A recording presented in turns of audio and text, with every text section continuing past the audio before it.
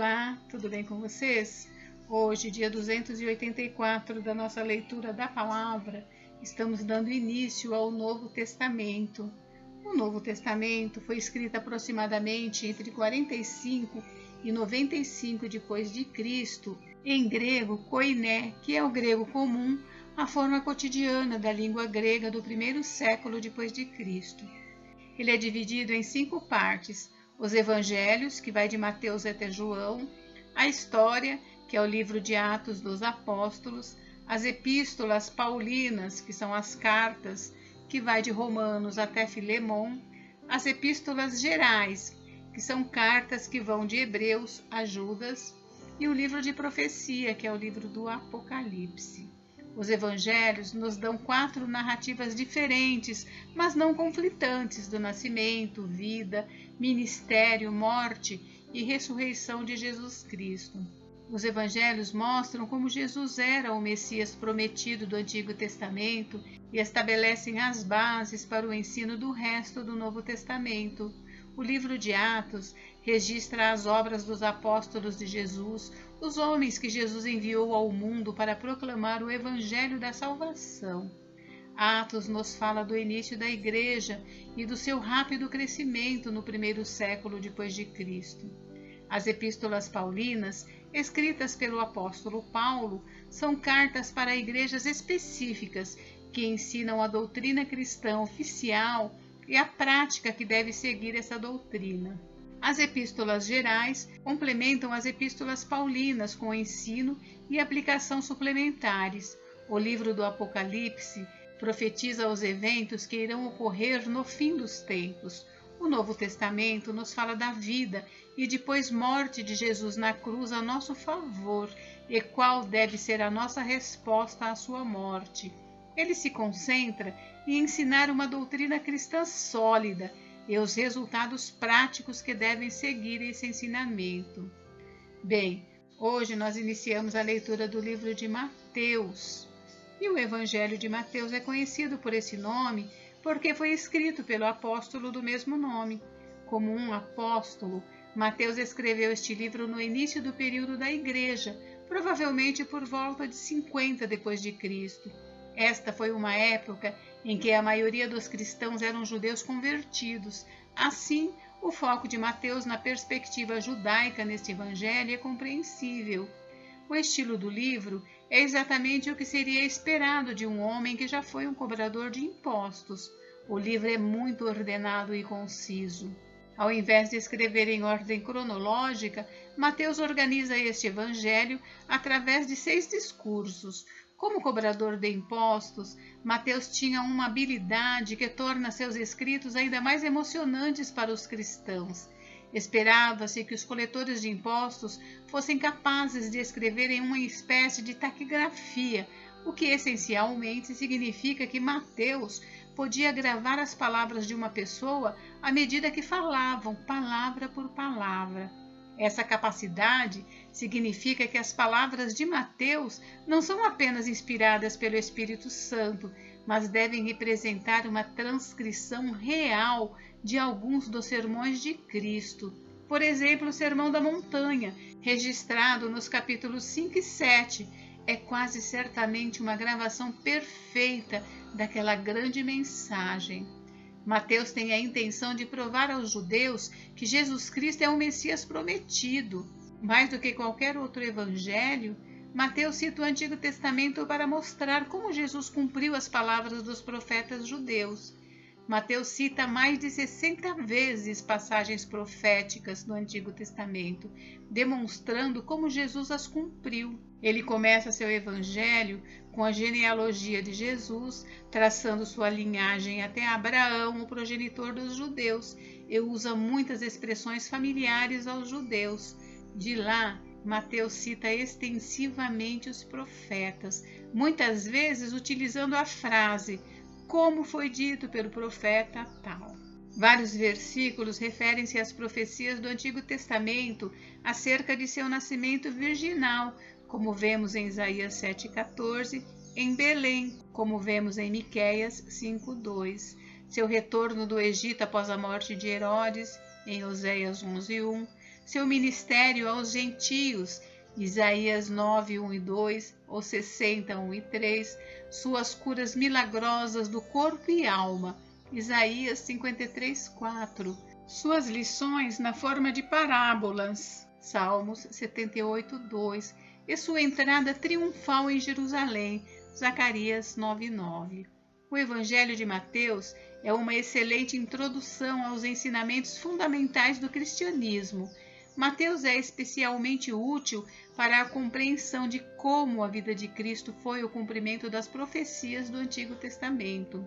Seus compatriotas judeus eram a audiência a quem se dirigia Mateus, e muitos deles, especialmente os fariseus e saduceus, teimosamente recusaram-se a aceitar Jesus como seu Messias. Apesar de séculos lendo e estudando o Antigo Testamento, seus olhos estavam cegos para a verdade de quem era Jesus.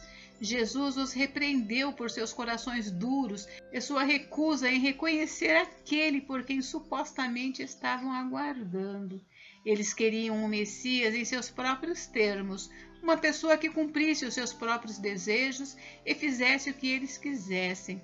Quantas vezes buscamos a Deus em nossos próprios termos, não é mesmo? Não o rejeitamos quando lhe atribuímos apenas os atributos que consideramos aceitáveis, aqueles que nos fazem sentir bem, seu amor, misericórdia, graça, enquanto rejeitamos aqueles que consideramos ofensivos, sua raiva, justiça e ira santa. Que não nos atrevamos a cometer o erro dos fariseus, criando Deus em nossa própria imagem e em seguida esperar que Ele viva de acordo com nossos padrões.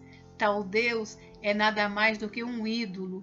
A Bíblia nos dá informação mais do que suficiente sobre a verdadeira natureza e identidade de Deus e de Jesus Cristo para justificar a nossa adoração e a nossa obediência. Bem, hoje nós leremos os capítulos 1 ao 3. Vamos à leitura? Capítulo 1. A genealogia de Jesus Cristo. Livro da genealogia de Jesus Cristo, filho de Davi, filho de Abraão. Abraão gerou Isaque, Isaque gerou Jacó, Jacó gerou Judá e os seus irmãos. Judá gerou Pérez e Zera, cuja mãe foi Tamar. Pérez gerou Esrom, Esrom gerou Arão, Arão gerou Aminadab, Aminadab gerou Naasson, Naasson gerou Salmão, Salmão gerou Boaz, cuja mãe foi Raabe. Boaz gerou Obed, cuja mãe foi Rute, e Obed gerou Jessé. Jessé gerou o rei Davi, e o rei Davi gerou Salomão, cuja mãe foi aquela que tinha sido mulher de Urias. Salomão gerou Roboão, Roboão gerou Abias, Abias gerou Asa, Asa gerou Josafá, Josafá gerou Jorão, Jorão gerou Uzias, Uzias gerou Jotão, Jotão gerou Acás, Acás gerou Ezequias, Ezequias gerou Manassés, Manassés gerou Amon, Amon gerou Josias, Josias gerou Jeconias e os seus irmãos no tempo do exílio na Babilônia. Depois do exílio na Babilônia, Jeconias gerou Salatiel, e Salatiel gerou Zorobabel. Zorobabel gerou Abiúde, Abiúde gerou Eliaquim, Eliaquim gerou Azor, Azor gerou Sadoc, Sadoc gerou Aquim, Aquim gerou Eliúde, Eliúde gerou Eleazar, Eleazar gerou Matã, Matã gerou Jacó, e Jacó gerou José, marido de Maria, da qual nasceu Jesus, que se chama o Cristo. Assim, todas as gerações, desde Abraão até Davi, são 14. Desde Davi até o exílio na Babilônia, 14 gerações. E desde o exílio na Babilônia até Cristo, 14 gerações. O nascimento de Jesus Cristo. O nascimento de Jesus Cristo foi assim. Maria, sua mãe, estava comprometida para casar com José, mas antes de se unirem, ela se achou grávida pelo Espírito Santo. José, com quem Maria estava para casar, sendo um homem justo e não querendo envergonhá-la em público, resolveu deixá-la sem que ninguém soubesse. Enquanto ele refletia sobre isso, eis que lhe apareceu em sonho um anjo do Senhor dizendo: José, filho de Davi, não tenha medo de receber Maria como esposa, porque o que nela foi gerado é do Espírito Santo. Ela dará à luz um filho e você porá nele o nome de Jesus, porque ele salvará o seu povo dos pecados deles. Ora, tudo isto aconteceu para se cumprir o que foi dito pelo Senhor por meio do profeta. Eis que a Virgem conceberá e dará à luz um filho, e ele será chamado pelo nome de Emanuel. Emanuel significa Deus conosco. Quando José despertou do sono, fez como o anjo do Senhor lhe havia ordenado e recebeu Maria por esposa. Porém, não teve relações com ela enquanto ela não deu à luz um filho, a quem pôs o nome de Jesus. Capítulo 2. A visita dos magos. Tendo Jesus nascido em Belém da Judéia, nos dias do rei Herodes, eis que vieram uns magos do Oriente a Jerusalém e perguntavam: onde está o recém-nascido rei dos judeus? Porque vimos a sua estrela no Oriente e viemos para adorá-lo. Ao ouvir isso, o rei Herodes ficou alarmado, e com ele toda Jerusalém. Então Herodes convocou todos os principais sacerdotes e escribas do povo e lhes perguntou onde o Cristo deveria nascer. Eles responderam: em Belém da Judéia, porque assim está escrito por meio do profeta: e você, Belém, terra de Judá, de modo nenhum é a menor entre as principais de Judá, porque de você sairá o guia que apacentará o meu povo Israel. Com isto, Herodes, tendo chamado os magos para uma reunião secreta, perguntou-lhes sobre o tempo exato em que a estrela havia aparecido, e enviando-os a Belém, disse-lhes: vão e busquem informações precisas a respeito do menino, e quando o tiverem encontrado, avisem-me, para eu também ir adorá-lo. Depois de ouvirem o rei, os magos partiram, e eis que a estrela que viram no Oriente ia adiante deles, até que, chegando, parou sobre onde o menino estava. E vendo eles a estrela, alegraram-se com grande e intenso júbilo. Entrando na casa, viram o menino com Maria, sua mãe. Prostrando-se, o adoraram, e abrindo seus tesouros, entregaram-lhe as suas ofertas, ouro, incenso e mirra, e tendo sido avisados por Deus em sonho, para não voltarem à presença de Herodes, os magos seguiram por outro caminho para a sua terra, a fuga para o Egito. Depois que os magos foram embora, um anjo do Senhor apareceu em sonho a José e disse: levante-se, tome o menino e a sua mãe e fuja para o Egito. Fique por lá até que eu avise você, porque Herodes há de procurar o menino para matá-lo. Levantando-se José, tomou de noite o menino e a sua mãe e partiu para o Egito, onde ficou até a morte de Herodes. Isso aconteceu para se cumprir o que foi dito pelo Senhor por meio do profeta: do Egito chamei o meu filho. A matança dos meninos de Belém. Vendo-se iludido pelos magos, Herodes ficou muito furioso e mandou matar todos os meninos de Belém e de todos os seus arredores, de 2 anos para baixo, conforme informações que havia recebido dos magos a respeito do tempo em que a estrela havia aparecido. Então se cumpriu o que foi dito por meio do profeta Jeremias. Ouviu-se um clamor em Ramá, pranto e grande lamento. Era Raquel chorando por seus filhos e inconsolável porque eles já não existem. A volta do Egito. Depois da morte de Herodes, um anjo do Senhor apareceu em sonho a José no Egito e lhe disse: levante-se, tome o menino e a sua mãe e vá para a terra de Israel, porque os que queriam matar o menino já morreram. Levantando-se José, tomou o menino e a sua mãe e voltou para a terra de Israel. Porém, ouvindo que Arquelau reinava na Judéia em lugar de seu pai Herodes, teve medo de ir para lá, e tendo sido avisado por Deus em sonho, José foi para a região da Galiléia, e foi morar numa cidade chamada Nazaré, para se cumprir o que foi dito por meio dos profetas: ele será chamado Nazareno. Capítulo 3. A pregação de João Batista. Naqueles dias apareceu João Batista pregando no deserto da Judéia. Ele dizia: arrependam-se, porque está próximo o reino dos céus. Pois é a João que se refere o que foi dito por meio do profeta Isaías: voz do que clama no deserto, preparem o caminho do Senhor, endireitem as suas veredas. João usava uma roupa feita de pelos de camelo e um cinto de couro. O seu alimento eram gafanhotos e mel silvestre. Então, os moradores de Jerusalém, de toda a Judéia e de toda a região em volta do Jordão iam até onde ele estava. Reconfessando seus pecados, eram batizados por ele no rio Jordão.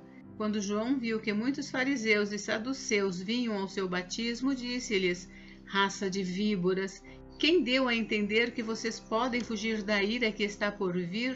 Produzam um fruto digno de arrependimento, e não pensem que podem dizer uns aos outros: temos por pai Abraão, porque eu afirmo a vocês que Deus pode fazer com que destas pedras surjam filhos a Abraão. E o machado já está posto à raiz das árvores. Portanto, toda árvore que não produz bom fruto é cortada e lançada ao fogo. Eu batizo vocês com água para arrependimento, mas aquele que vem depois de mim é mais poderoso do que eu, do qual não sou digno de carregar as sandálias. Ele os batizará com o Espírito Santo e com fogo. Ele tem a pá em suas mãos, limpará a sua eira e recolherá o seu trigo no celeiro, porém queimará a palha num fogo que nunca se apaga. O batismo de Jesus. Por este tempo, Jesus foi da Galiléia para o rio Jordão, a fim de que João o batizasse. João, porém, quis convencê-lo a mudar de ideia, dizendo: eu é que preciso ser batizado por você, e é você que vem a mim? Mas Jesus respondeu: deixe por enquanto, porque assim nos convém cumprir toda a justiça. Então ele concordou. Depois de batizado, Jesus logo saiu da água, e eis que os céus se abriram, e ele viu o Espírito de Deus descendo como pomba, vindo sobre ele. E eis que uma voz dos céus dizia: este é o meu Filho amado, em quem me agrado. Gente, encerramos por hoje, mas amanhã tem mais. Fiquem com Deus. Deus abençoe vocês. Até amanhã.